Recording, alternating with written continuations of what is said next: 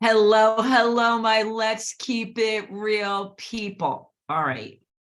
I rarely get to do this, but I'm having one of my very good friends on the show. Yeah. But before I bring in my buddy, my pal, he's also a mentor. I've learned so much from him. I'm going to tell you a little bit about Brennen Clouse, by the way. As a teenager I love this intro, by the way. I love this intro. I'm going to change my intro. As a teenager in Kansas, all Brennen Clouse wanted to do was get out. The normal path was laid out before him, but he knew there was more out there for him. When an acceptance letter from Stanford arrived, Brennen took a big step in committing to his own unique path, and he laid his own yellow brick road to follow. That is the bomb. Brennen, I love that. Did you just come up with that yesterday? No, I wish I did yesterday. That is pulled from my website. And so I already had it, thankfully. Oh. Thank you so much for coming on the show. I really appreciate it. Thank you. Thank you for having me. I'm so excited to be here. Yeah. I'm glad it worked out. All right, so let's get into it. I asked my guests, all of them, one word. You get to pick one word to best describe your past 30 days. And no matter what the word is, whatever pops in your head, I'm giving you time. What's your word? And then tell us why. Okay, to describe the past 30 days. Just one word. What's freaking out in your head? Don't think about it. I think my biggest word is reconnect in the past 30 days. So for me, the past 30 days have been all about reconnecting to like what is most important to my energy, to making sure that I'm on the right path for myself, and that I feel good about what I'm doing. Because for me, the past 30 days have not been as busy. Like if I look back a year ago when we were still kind of in the pandemic and things seemed a little more chaotic. So for me, it's all about reconnecting to being okay with the pace at which I'm going. Which is huge for you. That's huge. Yeah, it is, because as you know, I like to move quickly and I like to have a lot of things going on at all times. A lot. I was thinking of you because I had, I don't know if you remember the Jen Mott, who's also a juggler. Yeah. And she was on my live show for women, and she was juggling, and she was talking about juggling a lot of things in life and trying to keep them all going so you don't have to spend time with yourself. But I like that, because I think when you slow down, it does give you time to say, what do I really want? Why am I doing this? I mean, is this what I thought I was supposed to be doing, or is this really make me happy? When you're going so fast, you can't come up with that. Yeah, absolutely. And I mean, for me, as you know, real estate is my primary job, right? And so a year ago, when I look at what I was doing in my job, I was, super overwhelmed, very busy. It was run. Of the first half of my year was really 90% of my sales for the year. And so it felt very, very chaotic. And it was like, you didn't really have time to think about what you were doing. You just did it. And so for me this year, it's almost the opposite of that, right? It's a year that I'm rebuilding. It's a year where the market for real estate is slower. And so it is for me about thinking about the pace at which I'm going and reconnecting with that and being okay with not always being busy and not always being super overwhelmed and having, a million things going on all at once, and having that time to think about life can be okay at this pace. It doesn't have to be super busy in order for you to feel quote unquote okay. That's hard for me too, Brennen. When I get up and I see that my day is filled, I get more energized, especially if there's a lot of people in it.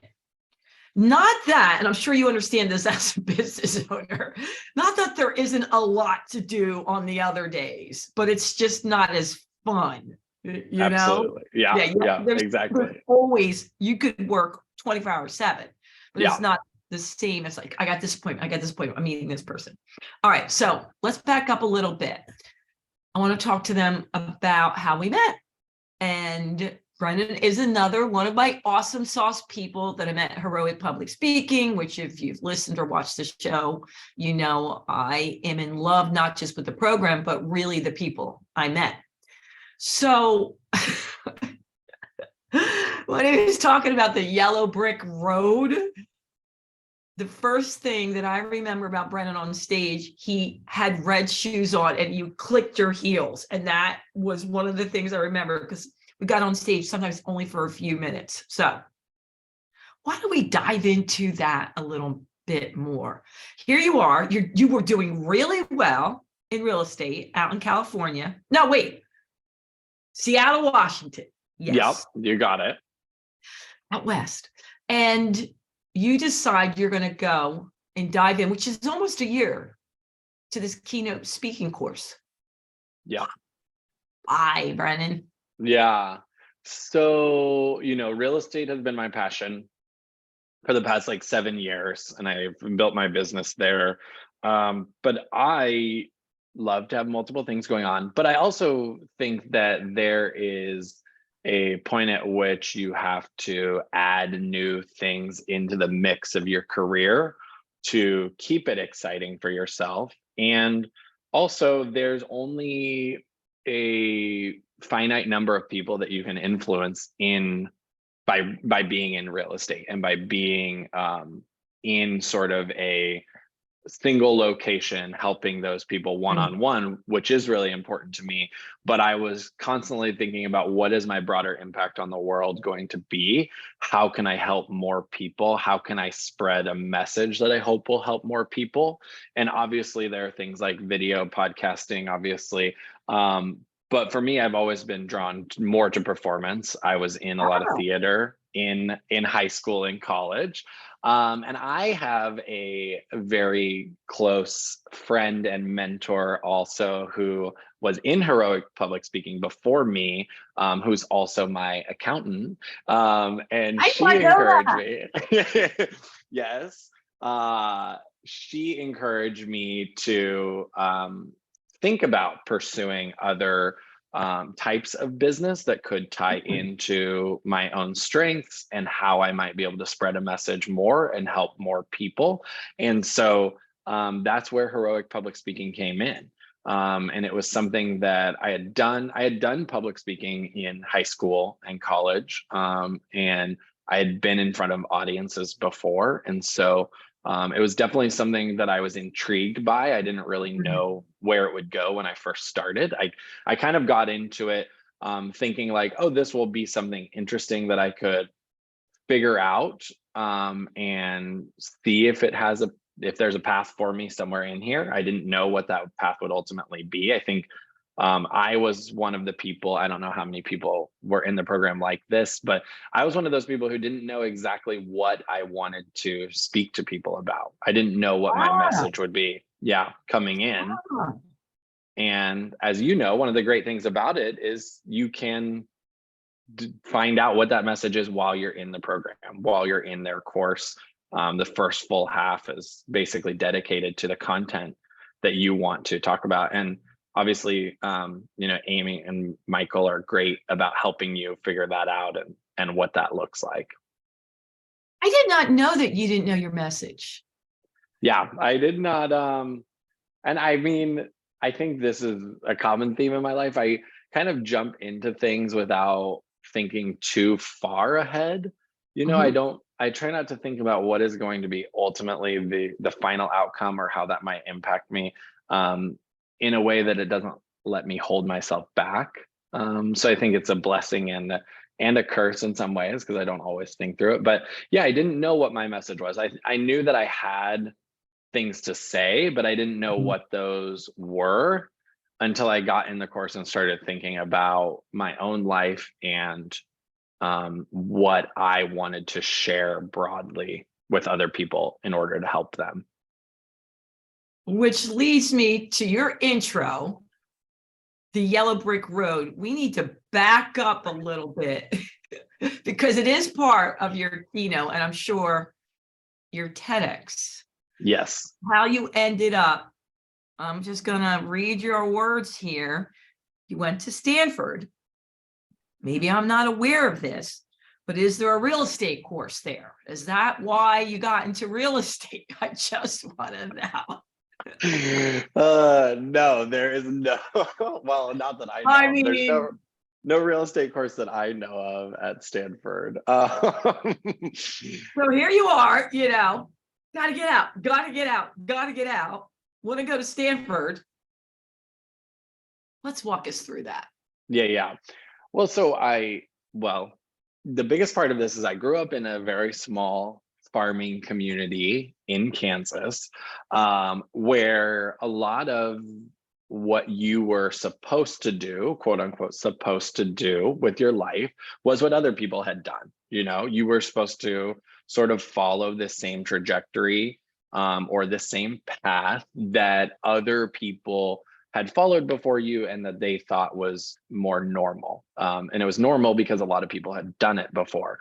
And so thinking outside of that box or off that path onto another path was very abnormal where I grew up. It was not encouraged or celebrated to be, different and to think differently. Yeah, it was very much like, this is kind of like, yeah. Was there really a lot of cornfields?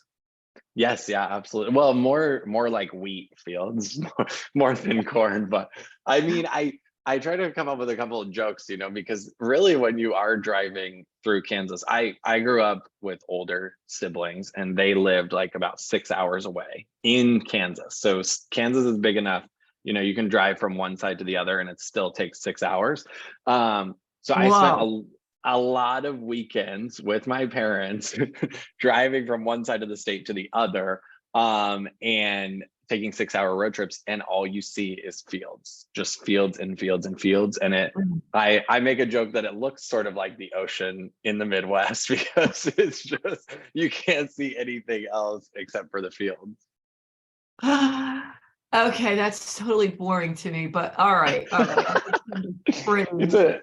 It's interesting. All right. Yeah, so there wasn't not a lot of different paths were celebrated or encouraged. And so, when I got this idea that I wanted to be in California as a teenager, I didn't have a lot of inhibitions. I think I had a lot of maybe I was a little bit naive about how it could work out for me, but I just went for it. And I told my parents, and it was definitely a struggle to get them on board, but they were more encouraging than some other people where I grew up. People who would tell me, this isn't what you're supposed to do. Like, this will be too hard. This is too difficult. Just do what other people have done before. Like, you're going to be fine if you do that. And so that was really the first pivot I made in my life, is saying, like, I'm not going to listen to that advice. I'm going to apply to Stanford. I'm going to get in. I did get in, which was one of the most amazing moments of my life. Like, this small Kansas town, a small town Kansas kid, getting into this major university that kids dream of getting into. And so that led me to California. And then once I got to California and I graduated, I went into marketing at Microsoft. So that was really like the launching pad for me to get a corporate job, which was great.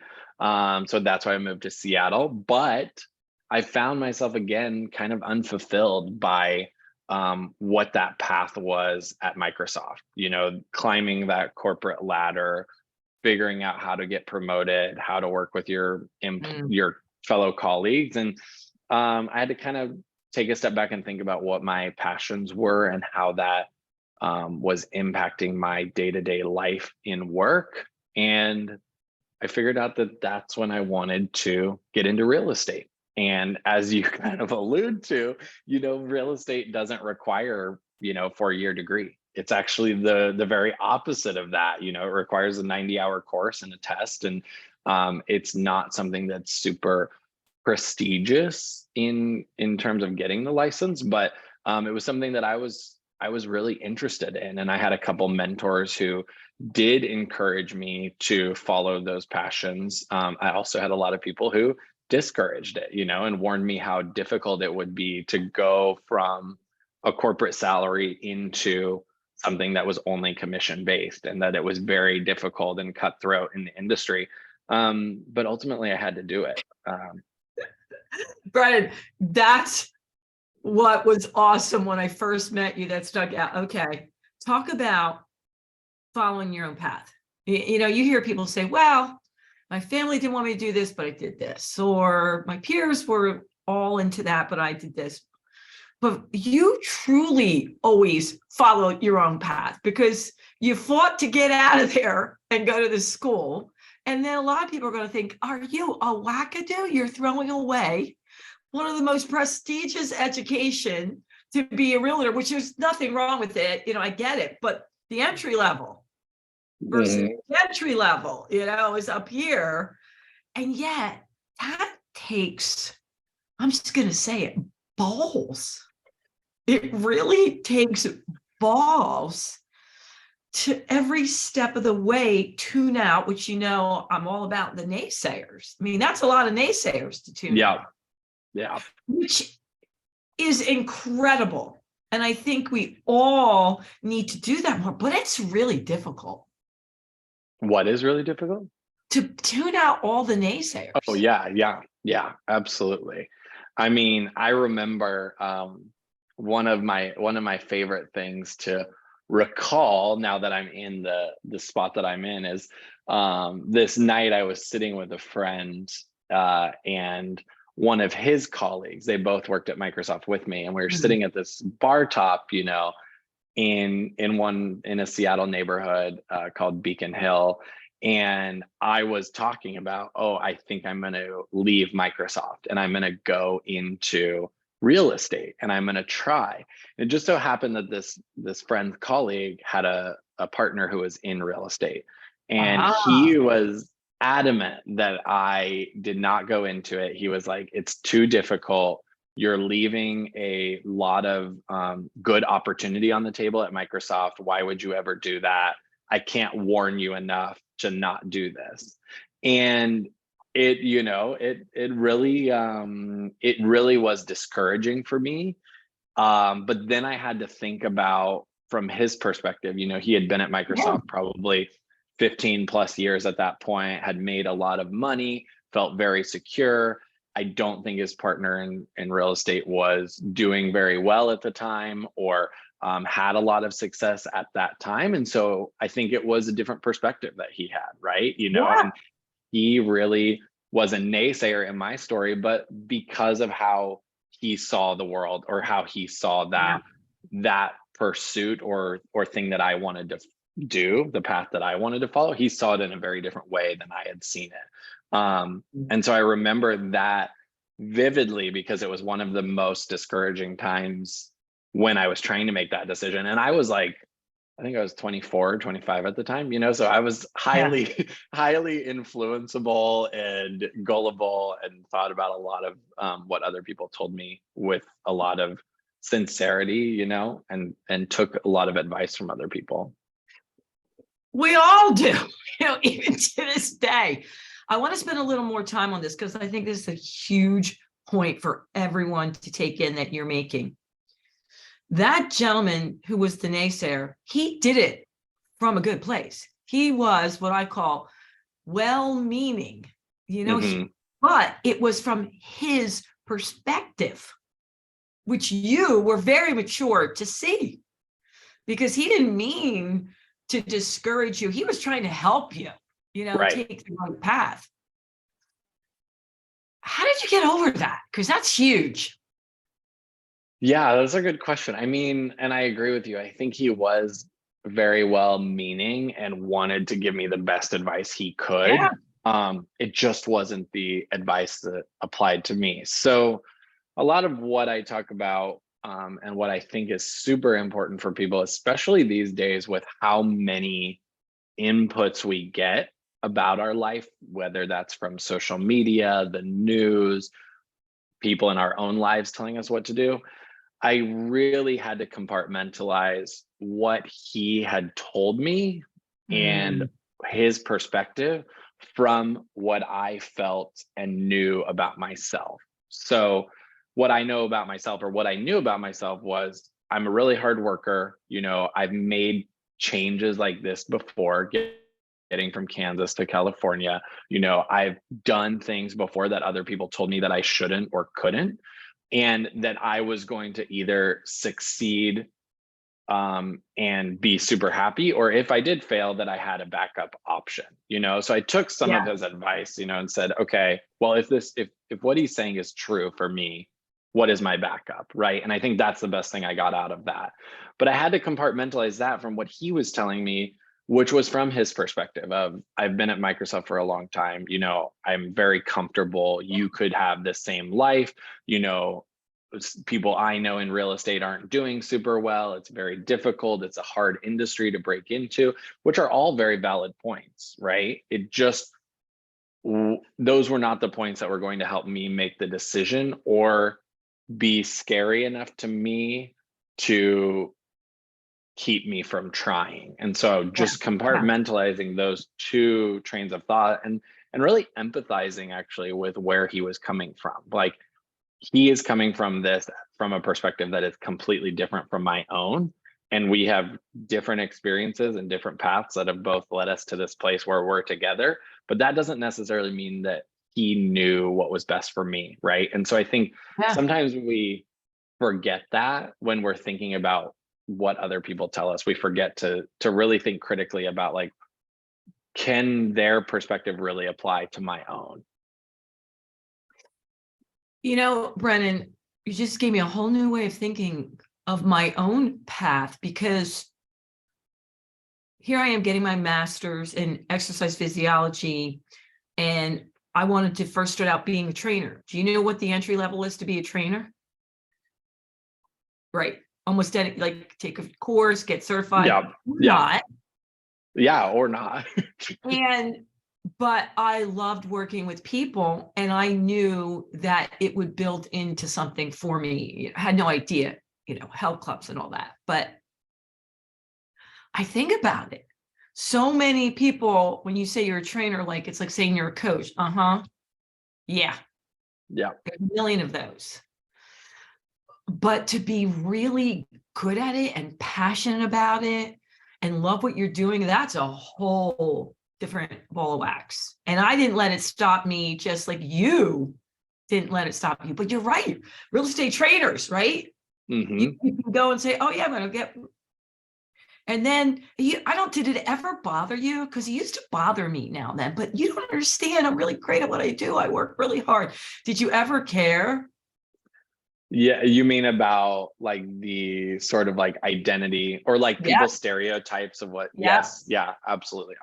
I cared a lot when as soon as I left Microsoft, I felt the most insecure that I've probably ever felt about my career. And not that my career's been super long, but it was a big time of insecurity for me. And I remember this because I no longer had that title of being a Microsoft employee. And Microsoft, in Seattle, it's more common to meet people who work at Microsoft. But as someone who just came out of undergrad, got a corporate job, felt that I had achieved success, right?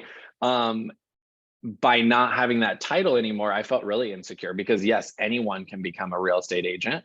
And real estate agents are sometimes seen as scummy or salesy, or, like they don't require a lot of intelligence. These are all stereotypes that I think some people have.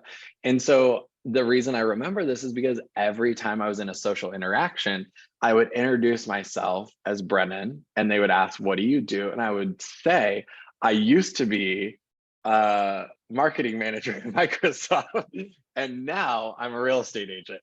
So I would use that old title always to justify in my own mind, but also in their mind, that I did have intelligence, that I was not just a realtor. And I remember thinking about it a lot, and it took me probably like 1 or 2 years to get over that insecurity and to then start. I know it's a simple example, but then start introducing myself as a real estate broker to people as soon as I met them. And then later they might find out I worked at Microsoft or that I went to Stanford or whatever else is on my resume, But it was definitely, yeah, a time of major insecurity because it did feel like, oh, I'm not as good as I used to be, or I don't have the accolades that I used to have.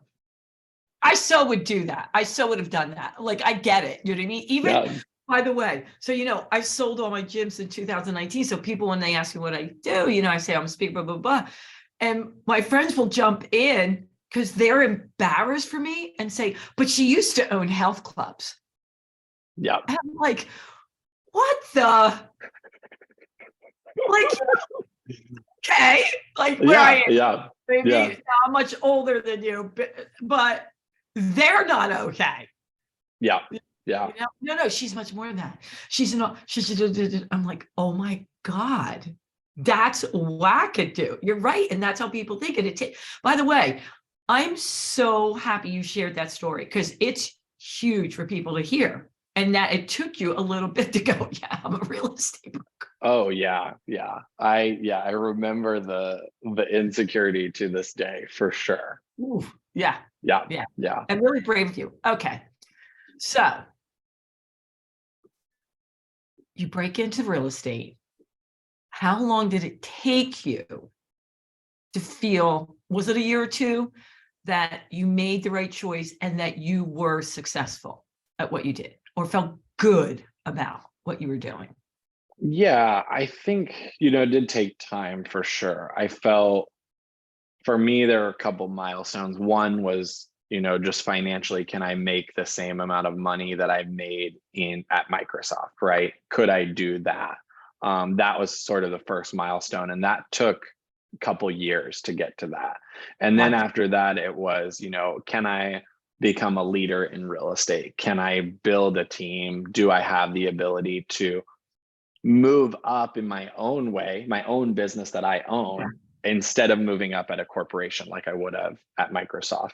So that was sort of the second, milestone for me. Oh, And so that probably came 3 to 4 years in, I think. So yeah, it did take a while for me to feel good about that. And funny enough, now I'm in that transition with speaking, where you and I are or have met, is yeah. like I don't feel super secure about being a speaker or being a coach, but that will build over time, right? And that I would Absolutely. use my previous career to justify, where I am and build my identity, but then also, moving through a new career or adding something into your career, I think it just takes time and patience, and you have to have those stepping stones or milestones that you surpass and set for yourself, Yeah. in order to feel that confidence or that comfort in the new space.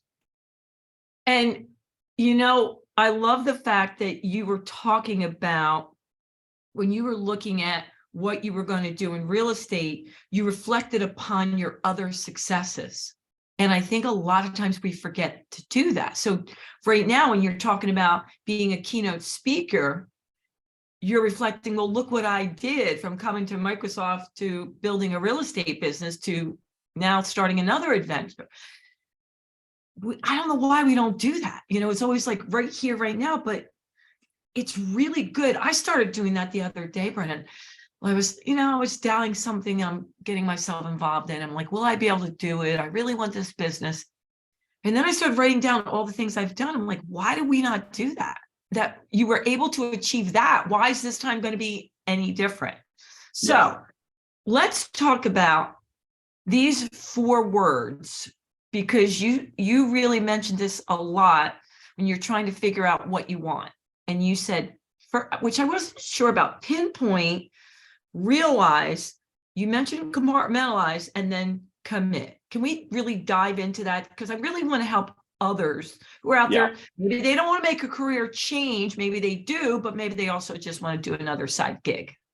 Yeah. Yeah. So I think that I've broken it down into these 4 sort of areas or compartments that I think were most important in my journey. So just using the example of going from Kansas to a sort of prestigious brand name school like Stanford, I think Pinpoint was the first thing for me. So pinpointing exactly what I needed. So I knew that what I needed was not in Kansas. I knew that it wasn't that community. I knew that it wasn't the people around me. I knew I didn't have the right mentors there to do what I ultimately wanted to do with my life. I knew that I didn't necessarily have the right environment. And a big part of this story at this time was also me coming out as a gay man, right? And so a lot of my decisions or pinpointing what I needed in my community was around the need to have a different environment, a different set of mentorship, a different set of peers, a different set of community that could support me. And so that's what I mean by pinpoint. And maybe when you apply that to a career, are you with the right manager? Do you have the right work that you're passionate about? Do you see the right progress happening for you in there? Is the environment conducive to building you up, right? So pinpointing, if those things aren't correct right now, what would be correct for you, right? So I knew I needed a more supportive LGBTQ community. I knew that I needed peers around me that pushed me more than maybe my peers did in Kansas. Like, I was one of the smartest kids in school, right? And I wanted to be one of the kids who was looking at the smartest and being like, how do I do what they're doing? So pinpointing really like, what is that environment that you need to position yourself in order to then go to your next step or achieve your next step. And I think achieving your next step also has to do with realizing. And so that's the second component of this, is realizing that all of our paths are very different.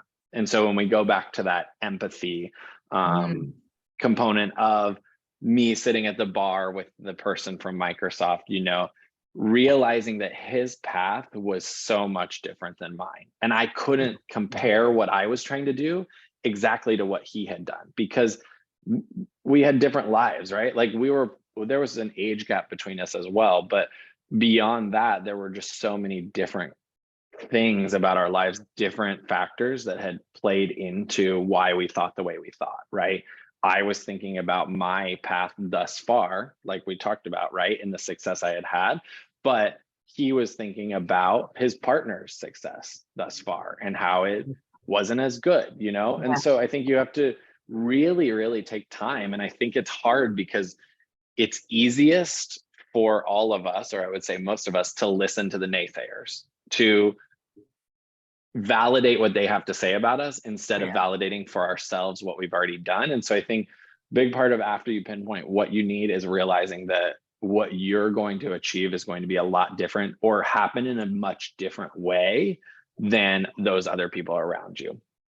And then that's when we get to compartmentalizing. So that you have to realize it first, but then you have to do the work to actually compartmentalize those thoughts. So what are the thoughts that actually help you versus the thoughts that you might need to throw into your recycling bin, right, from other people? Or what are the thoughts that maybe will give you warning signs from your naysayers? So the naysayer says, this industry is really hard to break into, or you shouldn't try to apply to Stanford. It's going to be a lot of money. Kids like you don't get in. Okay, well, that might give me a warning sign that I need to have a backup plan, or that, there is a possibility that this might not happen for me. And so how do I take maybe some good from what the naysayers are giving us, but then recycle the rest, right? And then what are my thoughts that I'm actually keeping for myself? I'm compartmentalizing those into, well, wait, I did this, this, and this before, or wait, I have this sort of work ethic. I have a different thought because I have a different experience than those other people. And then I think the last part of that, after you've compartmentalized everything, is really just committing to that, because it is so easy to fall back and question ourselves, rethink things, wonder if we made the right decision, but really committing to that path that you now have for yourself. It has to be something that you believe in and that you're really assured about and that you want to follow. I have never thought of it that way. And listening to you break it down, it reaches a lot of people in a logical way. Like, I'm very much explaining things in an emotional perspective, which gets a certain audience. But this is really step by step that makes logical sense. So can I borrow it, Brennan, for something? Yeah, use it, please. That's why I want might it out use there. it for my husband, who's a lawyer, who most times doesn't get me. But here's the thing, and I say this in a loving way. Some of my family, when they knew I was going to do the keynote speaking thing, they're like, "Oh God, she's going back to school again." You know what I mean? I love learning and I love education. But I regret telling a few of them how much it cost. Because then when I got out, so did you get a big gig? Did you get a big gig? Did you get a big gig? Did you think it was worth it? Now, I know, Brennan, no matter what, I learned so much and met the most amazing people, but they're not thinking of that, and so the one thing that I tell a lot of people is be careful who you share your information with. Be careful who you share your dreams with. Many times for me, I won't share it until I am definite and so like gung-ho that I'm doing this. Go ahead, then I'll share it. Go poke holes in it because I don't care. I don't know about you, but that works better for me. And I do regret saying that to someone because now that's their only question. But also, it's not like I regret what I'm doing. But it does, I have to admit, hit me. I don't know about you, about did you get the return of the money? Does it bother you at all? Like, did I do the right thing? Spending that time and money and energy? Yeah, I think it does. And it's like, it goes back to that sort of like, how do you compartmentalize their perception of it from your own? Because I definitely hold myself to that standard of like, well, what is my return here? But I don't have a timeline on it like they might, And I think it's the same of like changing a career or getting into the school, right? Like you have your own benefits that come from these things. You might have your own setbacks too, right? Or you might have things that you want out of it that they might not know about, right? And so I'm sometimes the opposite though. I think sometimes I gather too much feedback. So I share my dreams with too many people. And I think that that's also why compartmentalizing is so important to me and why it's become sort of a cornerstone of what I think would help people, is because I like to get a lot of input from people. And what do you think about this decision I'm making? What do you think about this? How do you think this will impact my life? To the point where there's too much feedback, right? and to your point, I think that's similar. Like the feedback you get might not work for you, right? And it might not just be the thing that you want or need in that moment. But I definitely have that that sense of like, why is everyone putting pressure on me to do something that maybe wasn't as important to me and they're just thinking it is? Yeah. Well, again, they're coming from their perspective. Like if they did that, they would expect this, and this to happen within X amount of months. All right. So let's fast forward. Here you are. What can you tell us about your next adventure in real estate? Aren't you doing a whole new company? Are you going into another state? Is that happening? Or is like, shh, for now? Well, yeah. So there's a couple of things on the idea list currently. So I currently live and work in Seattle. I am expanding my brand to Chicago, which I'm super excited about, to get back into the Midwest where I'm from. So it's funny, I'm making a little circle around the country with my life. But I might sell real estate there. I might start some coaching for realtors or some courses for realtors. And then I am also really interested in the Airbnb space.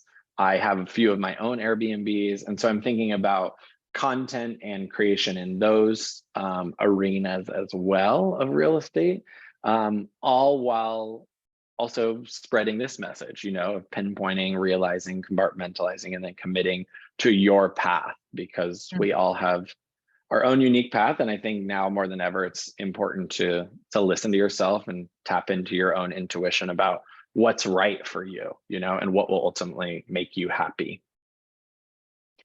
It's huge, Brennan. And I do believe you will be able to do both, because there's so many people that are teachers and whether they do workshops or keynotes, it doesn't matter, but they know that their message, they're so inspired that they want to inspire others with the same story. And I'll tell you, your story has, even though it's totally different than mine, every time I hear it, I learn something new from you, and it inspires me. And I love the fact that you're also vulnerable with your story. Thank the you. story you share, and it means a lot, because I don't just want to hear all lollipops and roses. I want to know, like, okay, this sucked, and here I am, and now I'm taking this, and I'm changing here, and no one can figure out what the hell I'm doing, but it's right for me. And guess what? If it doesn't work out, so what? For me, failure is I didn't try. Right. And I'm okay with all the people telling me, I told you so, I told you so. I don't care about that. What makes me feel worse is if I didn't do it because of that. Yeah, exactly. I agree completely. Yeah, I didn't even try it. So with your speaking engagements, I'm like putting it out like they're happening right now. Do you have a target audience? Do you have let people know where you would like to speak? Where would you like to start, you think? Yeah, I think probably the best target audience for my sort of speaking and topics right now is for young adults. I think it's potentially like high school, middle school, up through college and starting their career, because I think that this is a super critical time for this age, the age that I've really just been through, to tap into their intuition about what do they want, because there are very formative years, and there's a lot of people telling them what to do and trying to guide them, but there's also a lot of influence too. I think, with social media, with the news, there's a lot of influence about what people should do or what others think they should do. And I think that this is the best time to really think through those decisions, and are they right for them in that moment. So I think that's probably the best sort of audience to receive this message. Brennan, you just gave me a great idea for you. I see this all the time with the kids, and you're absolutely right. They could benefit. But what I'm thinking about is if you could speak at these schools to the kids and the parents. And I just got to tell you this quick story because it's so relevant, and I would love for you to talk to these people. So I have a client, a young lady. She's having a rough time in high school. She's a freshman in high school. Her parents are lovely. They'll let her do whatever she wants. Like, we just want you to be happy. But Brennan, there's a but. Every time they do post, and the parents do on social media, it's with the family, and this person plays this sport, this person's in this sport, this person's getting a scholarship this sport, I don't even want tell you what the sport is right now, because they might guess who they are, but it's like, and she's doing this, and she got this award, and she got this award. So she comes to the office and says, they say that, but look what they're posting on social media. You just brought that up about my kid is the scholar for this. She won the award at this. Her team won this meet, whatever. And she said, Sandy, I love my parents, but they don't really believe that. And they're getting accolades on social media for completely the opposite. Yeah. So think about it. The parents are saying, we just want you to be happy. And a lot of kids are saying, yeah, right. And you should talk to them. I'm open to that. I'm open to talking to any parents who need to know. I mean, I think, my parents also, like, they supported me and they still do to this day, like, support my goals and my dreams. But I think it was different for them, it was like, and I was their fourth kid. So they probably had to Yeah. change every single kid. They probably had to change the way they they operated because we were all different. But it is important for parents to know also, especially raising kids and young adults these days. I think it would be so amazing for you to go and speak to the parents. I think it would be so needed. And then to see how you turned out, that, it was right for you, all the Yeah. different stages, and what they should do is sit more with the kid and, like you said, trust your intuition. But isn't that whacked how the message you're putting out on social media can be totally different, than what you're Yeah. saying? 100%. It is. It usually is for most people, it's usually not the Yeah. truest form of themselves or what they want. Yeah. Yeah. Oh, Brennan. So in the next few years, if you go to Chicago, are you going to come back and forth to Seattle and Chicago? Oh, you are. Yeah. Yeah. So I have a team currently in Seattle, in real estate. So we all work together as a team. And so I'll spend my time between both, because Got I still have a lot of clients in Seattle as well, who I adore and care for. So I will have my time split between both. Yeah. All right, cool. And the big question is, will you travel to do speaking engagements? Absolutely. I will travel to do speaking engagements. Currently, I don't have any kids, don't have anyone to worry about myself except my dog. And so I am a free agent to travel and share my message. It's the bomb. I can't wait. All right, before we go, is there anything I didn't get in, Brennan, to my Let's Keep It Real people? I don't think so. I think we covered everything, man. I think this covered it. Yeah, and thank you so much for having me. I really appreciate it. I'm honored to be a guest. It And worked out. I was so excited. I was so excited. So, but before we go, how should they reach out to you for two different things? One, well, we got three now: Airbnbs, real estate, and/or speaking engagements. Where do they reach you?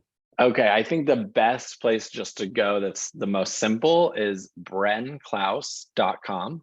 So it's BRENCLOUSE.com.